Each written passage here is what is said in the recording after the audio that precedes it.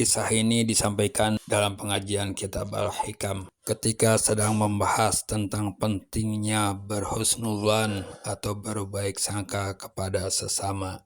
Adapun tentang wali, semua ulama sepakat bahwa waliullah itu ada. Namun ada suatu perdebatan, yaitu ketika ada suatu kelompok menyebut atau memberikan label kepada seseorang bahwa dia itu seorang wali. Padahal mereka sendiri punya keyakinan bahwa la ya'riful wali illal wali. Tidak ada yang mengetahui seorang wali kecuali wali. Untuk hal itu akan kita bahas dalam video yang lain. Sebelum kita lanjut ke kisahnya, bagi yang belum subscribe, silahkan subscribe dan like dahulu untuk dukung channel ini. Dan jangan lupa untuk berkomentar jika ada yang perlu dikomentari. Saya itu tidak pernah lupa dengan cerita yang disampaikan guru saya dulu, Syekh Ali Jum'ah itu, mufti Mesir yang lalu itu, dulu di era 2000-an ya, mungkin 20 tahun yang lalu. Itu cerita, Pak. Ya, saya sering cerita kepada murid-murid saya itu ya, ada orang yang jualan apa itu? Rokok di pintu masjid itu. Ya, orang semuanya tahu kalau dia ini waliyun min auliya illah. Jualan apa ini? Rokok di pintu masjid. Ibnu Hajar al-Asqalani, kata guru saya, itu nggak nyaman hatinya. Begitu dia mau ngimami sholat maghrib itu, dia lihat kok ada orang depan masjid jualan rokok, kan nggak ada pantas-pantasnya. Tapi kemudian apa yang terjadi? Yang terjadi adalah Imam Ibnu Hajar itu ngomong dalam hatinya, ini orang gimana sih kok jualan rokok di depan masjid? Nanya sama muridnya, man hadza? Siapa ini? Kata temannya, ini Syekh Fulan, dia orang soleh wali. Itu Ibnu Hajar nggak sampai ngomongin, Pak, nggak memviralkan di WhatsApp. Cuma dalam hati doang ngomong, laukana walian, kalau betul dia wali, ma'aqamahullahu fi dzakal makan, masa ia wali jualan rokok? Ini suudon namanya, ya kan? Sholat, begitu sholat ngimami, fanasiyal Fatihah, lupa nggak baca apa ini? Fatihah. Jadi begitu Allahu Akbar langsung Yasin wal Quran. Wah, muridnya kaget semua ini. Ya kalau imam masjid Jami Tambora masih dimaklumi itu ya. Kalau imam kayak kiai model saya akhirus zaman yang tidak jelas, itu orang Faiz lupa, memang begitu dia sholat juga jaraknya kan gitu kan. Tapi ini imam imam al-muhaddisin, imamnya ahli hadis yang sejuta hadis hafal dengan sanadnya, yang kok lupa Fatihah, kan nggak pernah ada. Di sini lupa mungkin lupa ayat.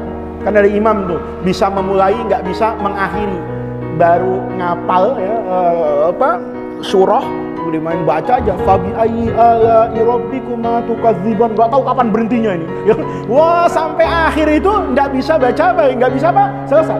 Atau dari surah At-Tin pindah-pindah itu kan, ilal ladzina amanu wa amilus solihati wa tawasau bil haqqi wa tawasau bis sabr, lari dari surah At-Tin ke surah Al-Asr itu mungkin. Tapi ini nasyal Fatihah, lupa Fatihah. Apa yang terjadi Bapak-bapak? Selesai sholat tuh ada muridnya satu yang berani itu nungguin sang guru ini. Begitu semua bubar, guru saya mau ngomong nih. Ngomong apa? Ngomong penting guru. Ngomong apa ya? Ngomong enggak guru, tunggu yang lain, enggak ada dulu ya kan. Setelah semua enggak ada, kata ngomong kamu apa? Begini guru, saya penasaran ini, kok guru sampai lupa surah apa ini? Al-Fatihah tadi. Kata Ibnu Hajar, ya biasalah, semua Bani Adam tuh khotoun, yang mahalul khoto' wan nisyan. Tapi kata dia nggak mungkin, ini bukan khoto' yang biasa. Masa ada orang lupa surah Fatihah? Wong kita sholat sendiri aja nggak pernah lupa Al-Fatihah. Ya, begitu Allahu Akbar ya, ini kok lupa nggak baca Fatihah? Kata muridnya divonis, ini pasti ada dosa guru. Ibnu Hajar itu orang alim, Pak. Orang alim itu nggak mudah marah. Orang tuh kalau alim itu pandai mengkritik dirinya sendiri. Orang tuh kalau alim itu pandai melihat dirinya sendiri.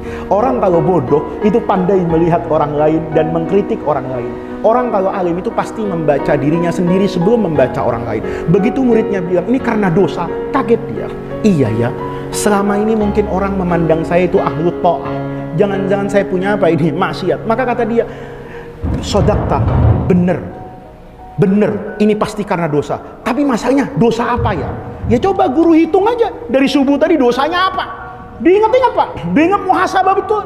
saya tadi sebelum subuh ngapain? Tidur, bangun, wudhu, mandi, kemudian sholat tahajud. Habis tahajud sholat apa? Witir. Habis witir ngapain? Baca Quran. Begitu mau azan rakaat al-fajri, berangkat ke masjid, sholat tahiyatul masjid, ngimami subuh, ngaji, bla bla bla bla. Kayaknya duhur mau sampai maghrib isya nggak ada dosa.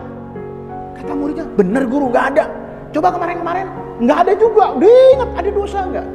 Terus dia ingat, oh iya ada satu. Apa tadi? Saya ngomongin orang.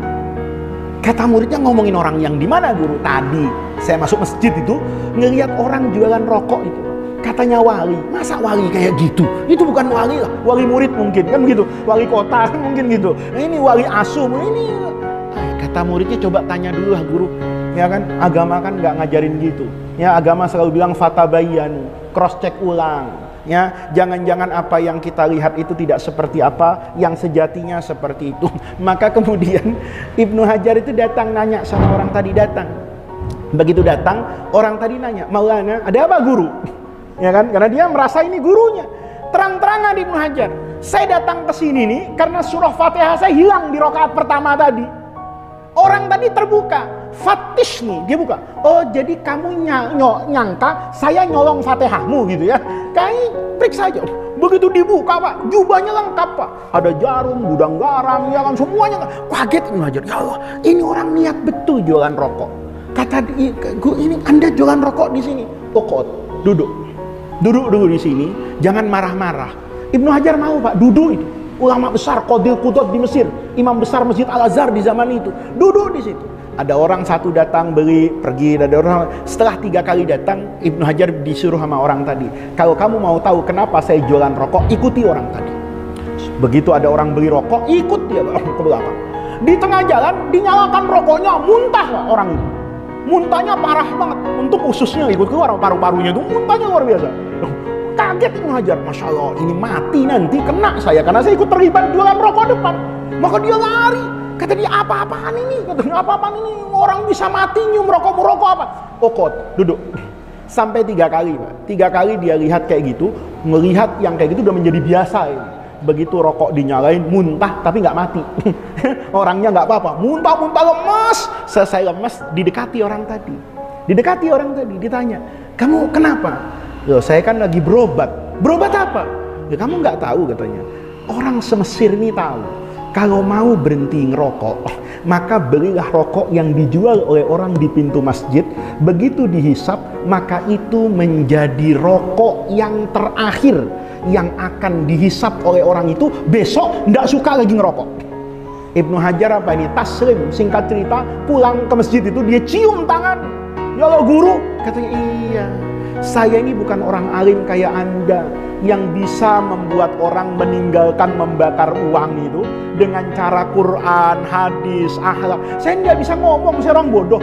Tapi saya ingin jangan sampai kaum muslimin itu sakit paru-paru karena kebanyakan apa ini? Ngerokok. Gimana caranya? Saya setiap malam itu beli rokok. Terus saya bawa di hadapan Allah. Gimana caranya? Rokoknya saya taruh di sajadah. Saya tahajud berdoa, ya Allah, mudah-mudahan siapa yang ngisep rokok ini menjadi rokok yang terakhir yang dia hisap. Nih. Maka hati-hati, jangan suka vonis orang tuh aneh-aneh.